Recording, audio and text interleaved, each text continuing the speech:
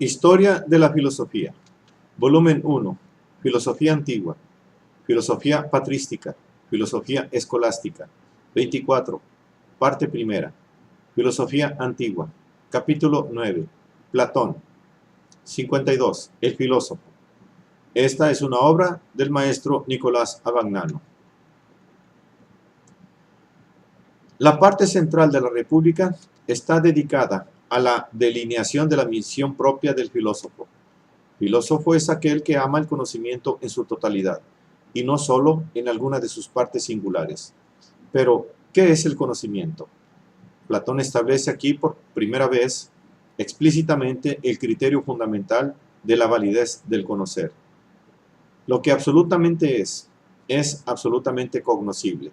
Lo que no es de ninguna manera es cognoscible.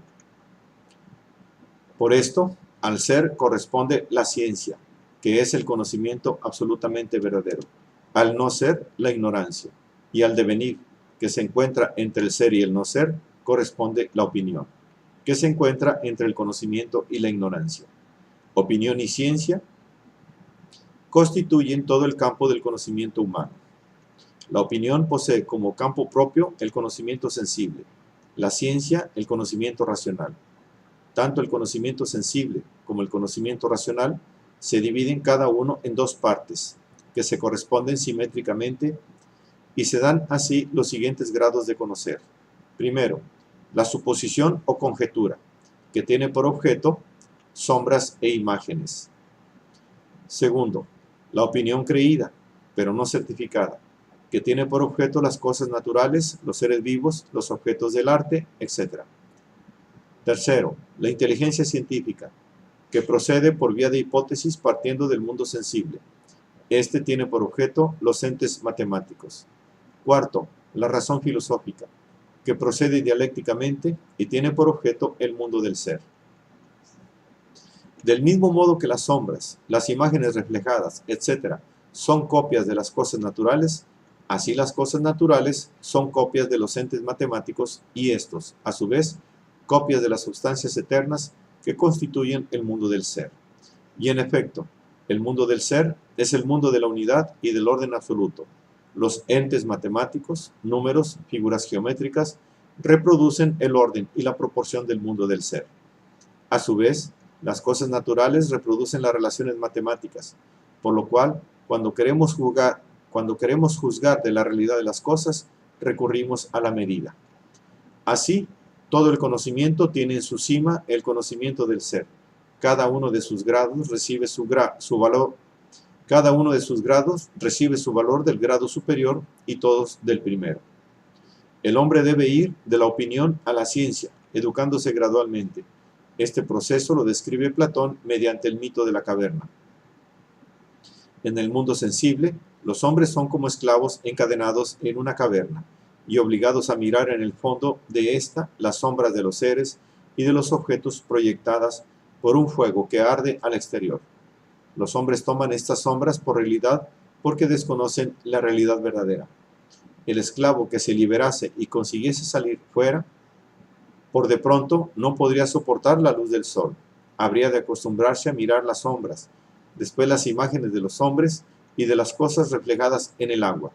Por fin, las cosas mismas y solo al final podría elevarse a la contemplación de los astros y del sol.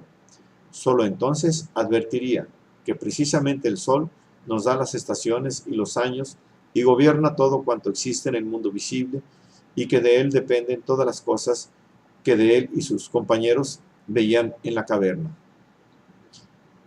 Ahora bien, la caverna es justamente el mundo sensible. Las sombras proyectadas sobre el fondo son los seres naturales. El fuego es el sol. Nuestro conocimiento de las cosas naturales es como el de esos esclavos. Si el esclavo que antes se ha liberado vuelve a la caverna, sus ojos se hallarán ofuscados por la oscuridad y no sabrá discernir las sombras. Por esto se verá burlado y despreciado por sus compañeros, los cuales conferirán los máximos honores a quienes saben ver las sombras más agudamente. Pero él sabe que la verdadera realidad está fuera de la caverna, que el verdadero conocimiento no es el de las sombras y por esto sentirá compasión por aquellos que se contentan con tal conocimiento y lo tienen por verdadero. La educación consistirá, por tanto, en llevar al hombre de la consideración del mundo sensible a la consideración del mundo del ser, y en conducirle gradualmente hacia el punto más alto del ser, que es el bien. Para preparar al hombre para la visión del bien, pueden servir las ciencias que tienen por objeto aquellos aspectos del ser que más se avecinan al bien. La aritmética, como arte de cálculo, que permite corregir las apariencias de los sentidos. La geometría, como ciencia de entes inmutables. La astronomía, como ciencia del movimiento más ordenado y perfecto, el de los cielos. La música, como ciencia de la armonía. El bien corresponde en el mundo del ser a lo que es el sol en el mundo sensible. Y así como el sol no solo hace visibles las cosas mediante la luz, sino que también las hace nacer, crecer y alimentarse, así el bien no solo hace cognoscibles las sustancias que constituyen el mundo inteligible, sino que también les da el ser de que están dotadas. Por esta prevalencia suya, el bien no es una idea entre las demás, sino la causa de las ideas. No es sustancia, en el sentido en que son sustancia las ideas, sino que es superior a la sustancia. El bien es la perfección misma, mientras que las ideas son perfecciones, es decir, bienes, y no es el ser porque es la causa del ser. Este texto platónico es fundamental en todas las interpretaciones religiosas del platonismo iniciadas de las corrientes neoplatónicas de la antigüedad. Dichas corrientes, al insistir en la causalidad del bien, lo han identificado con Dios. Pero esta identificación no encuentra apoyo en los textos platónicos. La tesis que Platón defiende en el pasaje citado es la misma que la defendida en el Fedón, la identificación del poder causal con la perfección, de modo que una cosa posee tanto más causalidad cuanto más perfecta es. Esta tesis se la apropió el neoplatonismo, pero las implicaciones teológicas que descubrió en ella el neoplatonismo permanecen extrañas al verdadero pensamiento platónico. La inspiración fundamental de este pensamiento es, como ya se ha dicho, la finalidad política de la filosofía. En vista de esta finalidad, el punto más alto de la filosofía no es la contemplación del bien como causa suprema, es la utilización de todos los conocimientos que el filósofo ha podido adquirir para la fundación de una comunidad justa y feliz. En efecto, según Platón, forma parte de la educación del filósofo el retorno a la caverna, que consiste en la reconsideración y revaloración del mundo humano a la luz de lo que ha visto fuera de este mundo. Para el hombre, volver a la caverna significa poner lo que vio a disposición de la comunidad, para darse cuenta él mismo de aquel mundo que, a pesar de ser inferior, es el mundo humano, o sea, su mundo, y para obedecer el vínculo de justicia que le liga a la humanidad en su propia persona y en la de los demás.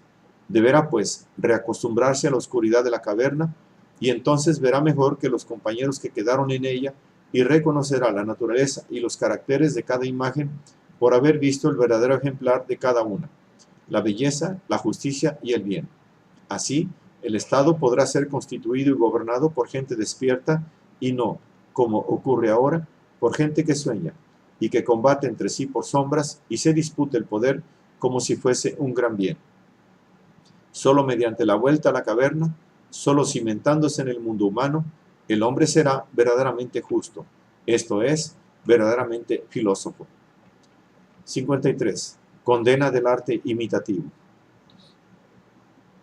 La filosofía es una vida de despiertos. Exige el abandono de toda ilusión respecto a la realidad de las sombras que se nos aparece en el mundo sensible. El arte imitativo, por el contrario, se aferra a esta ilusión. De ahí la condena que sobre él lanza Platón en el libro 10 de la República. Y, en efecto, la imitación, por ejemplo, la de la pintura, se detiene en la apariencia de los objetos, los representa distintos en las diversas perspectivas cuando son los mismos siempre, y no reproduce más que una pequeña parte de la apariencia misma, tanto que no consigue engañar más que a muchachos y a tontos. Esto ocurre porque la imitación prescinde completamente del cálculo y de la medida de que nos servimos para corregir las ilusiones de los sentidos. Estos nos muestran los mismos objetos torcidos o rectos según que se les mire dentro o fuera del agua, y cóncavos o convexos, grandes o pequeños, pesados o ligeros, según otras ilusiones. Vencemos estas ilusiones recurriendo a la parte superior del alma que interviene para medir, para calcular, para pesar.